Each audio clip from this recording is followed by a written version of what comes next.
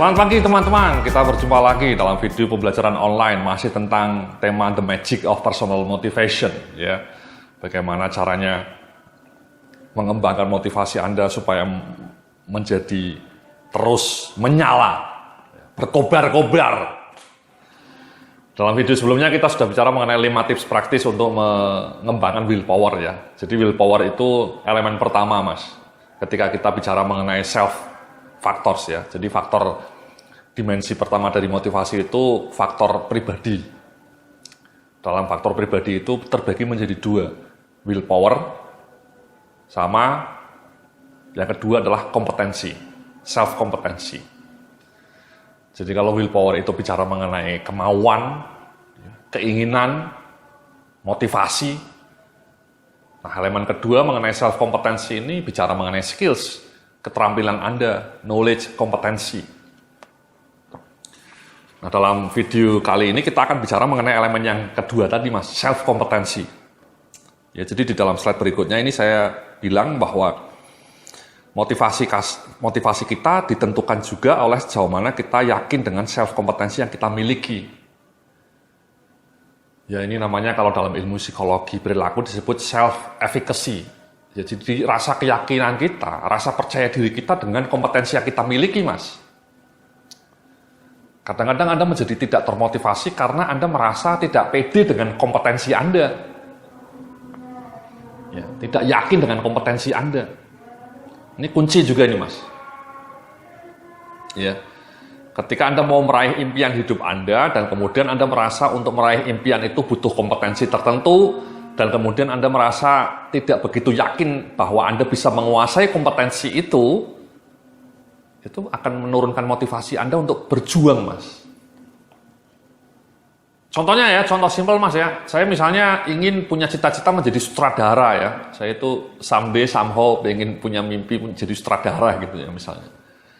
Tapi kan untuk menjadi sutradara butuh kompetensi khusus, Mas. Directing, ilmu mengenai bagaimana sinematografi gitu ya. Bagaimana kamera, itu semua ilmu-ilmu yang tidak saya kuasai dan saya tidak merasa yakin bisa menguasai ilmu itu, ya. Jadi kalaupun saya kemudian berjuang untuk menjadi sutradara itu mungkin tidak akan termotivasi begitu kuat, Mas, karena ilmunya jauh dari bidang saya, ilmunya jauh dari apa yang saya selama ini miliki gitu ya. Jadi itu contoh satu, Mas, ya. Tapi sebaliknya kalau saya punya mimpi, punya cita-cita, dan kemudian saya merasa bahwa kompetensi itu, cita-cita itu membutuhkan kompetensi yang kebetulan saya punya, saya menjadi termotivasi. Contohnya misalnya sejak dari dulu saya punya mimpi untuk menjadi konsultan manajemen, ya, pekerjaan konsultan manajemen. Nah, kemudian ketika saya kuliah, baik ketika kuliah S1 maupun kuliah S2, saya masuk dalam bidang manajemen, ya, manajemen SDM khususnya. Dan saya merasa yakin bahwa saya memiliki kompetensi, ya, self kompetensi. Saya yakin dengan self kompetensi saya dalam dunia konsultasi manajemen. Saya cukup memahamilah mengenai ilmu-ilmu manajemen. Sehingga saya yakin dengan kompetensi saya dan itu memotivasi saya untuk menjadi seorang konsultan manajemen yang andal, yang kredibel, Mas. Ya, dan sekarang saya menjadi seperti itu, menjadi seorang konsultan manajemen yang cukup andal, terutama dalam bidang manajemen SDM. Itu kunci itu, Mas, ya. Jadi saya termotivasi untuk terus meningkatkan ilmu dalam bidang kompetensi saya, jadi ilmu manajemen SDM. Contoh kedua, selain bekerja sebagai seorang konsultan manajemen, saya itu punya passion, ya, saya punya minat dalam dunia blogging, ya. Saya ingin menekuni bidang mengenai internet marketing, ya. Makanya saya jualan video online kayak gini kan juga merupakan wujud dari cita-cita saya untuk menjadi seorang online marketer atau internet marketer, bergerak dalam bidang bisnis online gitu, Mas, ya. Saya suka blogging, saya suka dengan dunia online gitu ya. Saya suka dengan dunia internet, saya suka dengan dunia internet marketing. Ya, memasarkan produk-produk melalui internet. Saya punya passion di bidang itu dan saya selama ini punya cukup keahlian di bidang itu, ya. Dan kemudian saya punya cita-cita someday saya akan punya bisnis jualan kursus online. Persis seperti yang Anda nikmati sekarang, Mas, ya. Nah, ketika saya punya cita-cita mau mendirikan usaha dalam bidang kursus online, saya cukup yakin dengan kompetensi saya dalam bidang itu. Saya bisa kasih training, dan saya tahu mengenai dunia online, dunia internet. Ya. Bagaimana memasarkan kursus ini secara online. Saya punya ilmunya. Nah, itu memotivasi diri saya, Mas. Ya, karena saya merasa yakin dengan kompetensi saya di dalam bidang bisnis online. Ya, jadi sama, Mas, ketika Anda mau mengerja sesuatu, mau mengejar impian Anda, kalau bisa impian Anda itu membutuhkan kompetensi yang kompatibel dengan kompetensi Anda sekarang. Paling tidak sesuai dengan bidang Anda, sehingga Anda punya rasa percaya diri, pede, bahwa someday, somehow Anda akan menjadi master, Anda menjadi ahli, menjadi pakar dalam kompetensi yang dibutuhkan untuk mewujudkan cita-cita Anda. So you have to be self-confident ya, with your self-competency. Itu kunci itu, Mas. Ya. Kalau Anda tidak yakin dengan self-kompetensi Anda juga bisa termehek-mehek ya, willpower-nya, motivasi diri Anda termehek-mehek. Itu kunci, Mas ya. Jadi, tanamkan dalam diri Anda bahwa cita-cita yang ingin Anda raih, target yang ingin Anda raih, membutuhkan kompetensi yang kira-kira Anda bisa menguasainya.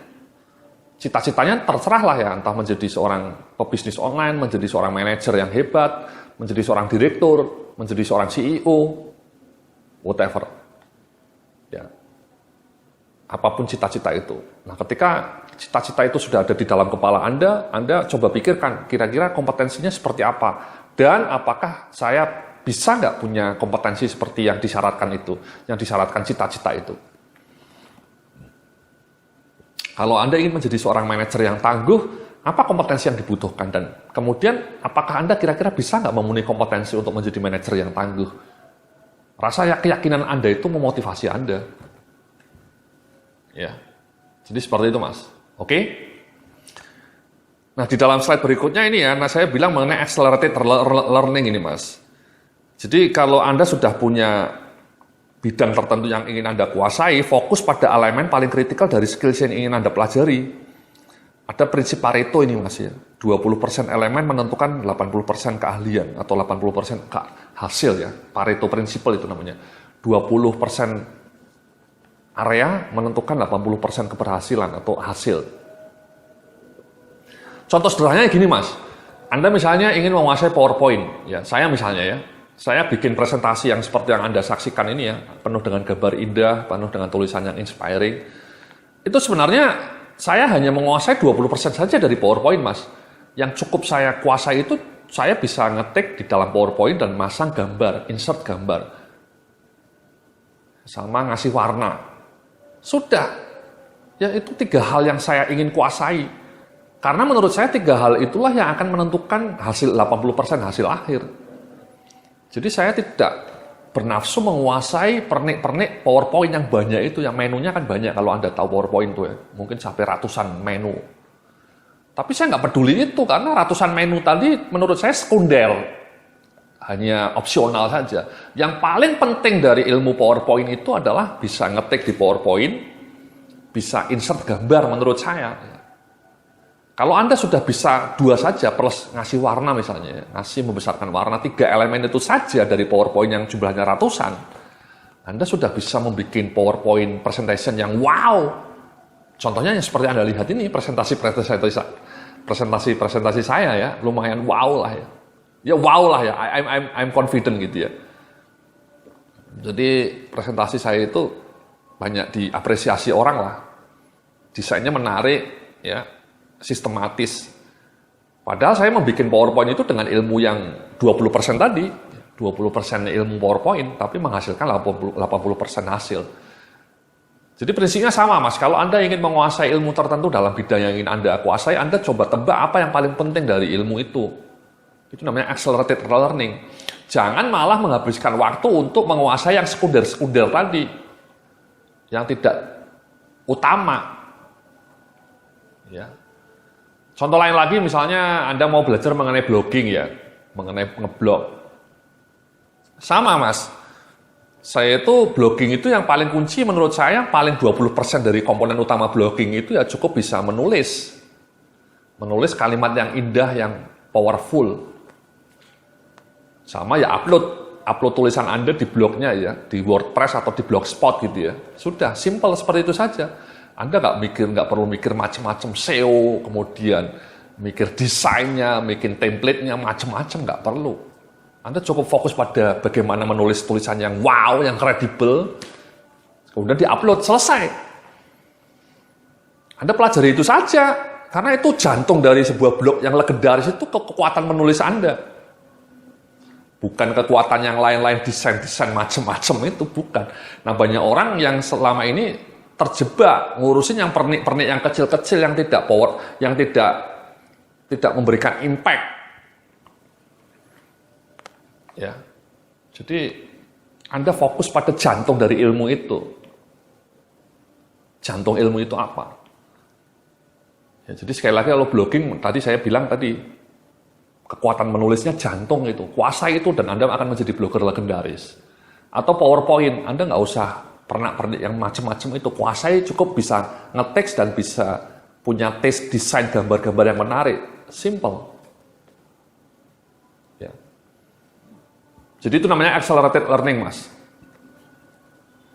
Ya, sama dalam ilmu penguasaan bahasa Inggris misalnya, itu sebenarnya kalau kata pakar-pakar ahli bahasa Inggris itu, kosakatanya Anda tidak perlu menguasai semua kosakata bahasa Inggris yang ribuan itu, cukup kuasai yang penting-penting saja. Dan itu bisa membuat Anda sudah bisa berani bercakap-cakap dengan orang Inggris atau orang Amerika. Jadi, mengetahui 20% yang utama ini yang harus Anda tebak. Dalam ilmu bidang Anda apa? Ya, dalam bidang ilmu Anda apa? Tadi saya sudah mencontohkan PowerPoint sama blogging. Nah, satu lagi nih Mas, dalam hal kompetensi ini, self-kompetensi ini. Yang tidak kalah penting, Anda mau menguasai ilmu apa? Anda harus punya itu, Mas. Ya, karena dengan begitu Anda bisa ketika punya waktu luang, Anda belajar menekuni ilmu itu. Contohnya sekali lagi saya ini selama ini ingin menekuni bidang internet marketing, Mas ya. Internet marketing. Saya sudah punya blog, bagus blognya, legendaris. Tapi saya ingin makin banyak pembaca datang dan makin banyak orang mau membeli produk-produk saya melalui online ya. Itu ilmu yang ingin saya kuasai. Menjadi seorang internet marketer kelas dunia istilahnya. Jadi setelah saya tahu tujuan saya ingin menjadi seorang internet marketer kelas dunia, maka kemudian saya tiap kali punya waktu luang di sela-sela pekerjaan saya selalu belajar untuk menekuni ilmu itu. Saya belajar mengenai conversion rate, saya belajar mengenai bagaimana membuat email marketing, saya belajar mengenai bagaimana membuat video seperti ini, bagaimana caranya berjualan secara online. Karena saya sudah punya anchor, saya sudah punya tujuan yang jelas bahwa ilmu yang ingin saya kuasai adalah internet marketing. Jadi saya tidak membuang-buang waktu produktif saya untuk hal-hal lain. Itu Mas kuncinya tuh Mas. Kalau Anda mau ahli menjadi satu bidang itu, tentukan bidang yang ingin Anda kuasai dan kemudian berjibakulah, luangkan waktu Anda sebanyak-banyaknya untuk belajar itu. Dan lupakan yang waktu untuk membaca hal-hal yang tidak relevan. Nah selama ini banyak orang mungkin tidak punya seperti itu Mas, sehingga dia menghabiskan banyak waktu untuk baca berita online tadi, ya, baca Facebook, Twitter, dan baca-baca saja. Yang kadang-kadang berita-berita di online, status-status di Facebook itu tidak relevan bagi ilmu Anda. Sama sekali tidak relevan bagi pengembangan ilmu Anda. Nah itu yang tragedi menurut saya. Anda wasting many hours, menghabiskan berjam-jam untuk main sosial media yang sayangnya kontennya sama sekali tidak berhubungan dengan ilmu Anda. Buat apa? Ya. Itulah tadi saya bilang bahwa saya itu sudah tidak pernah nonton berita di televisi, saya sudah jarang melihat status-status Facebook yang tidak jelas. Kenapa? Karena alih-alih melihat berita yang tidak jelas, melihat status Facebook yang tidak jelas, yang mungkin kadang-kadang menghabiskan 1 atau 2 jam, jauh lebih berguna 2 jam itu saya alokasikan untuk membaca artikel-artikel atau makalah-makalah atau buku-buku mengenai internet marketing. Itu kunci itu Mas. Tanpa sadar Anda mungkin selama ini sudah membuang waktu berjam-jam untuk informasi-informasi yang tidak relevan bagi ilmu Anda. Ya, jadi Anda itu overload, tapi kemudian sayangnya overload information itu Anda kunyah, kita nikmati, tapi kita tidak pernah paham apa maknanya overload information ini bagi penajaman kompetensi kita. Nah, itu terjadi karena Anda mungkin tadi tidak punya tujuan apa ilmu yang ingin Anda kuasai. Makanya tugasnya sekarang Anda coba pikirkan, sekarang Anda mau menjadi pakar di bidang apa, mau menjadi ahli di bidang apa. Tentukan satu subjek saja. Contohnya tadi saya ingin menjadi seorang internet marketing kelas dunia ya. Jadi meskipun saya selama ini sudah cukup ahli ya dalam bidang blogging ya, blog saya pernah terpilih menjadi terbaik nomor 1, tapi saya tetap mau belajar terus karena saya ingin meningkatkan kapasitas saya menjadi seorang internet marketing kelas dunia. Itu ilmu yang ingin saya kuasai ya sudah, saya selalu memanfaatkan waktu luang saya, entah siang, entah sore, kalau pas saya tidak ada kerjaan, saya browsing-browsingnya di internet itu selalu blog-blog atau artikel-artikel yang relevan dengan ilmu yang saya kuasai tadi.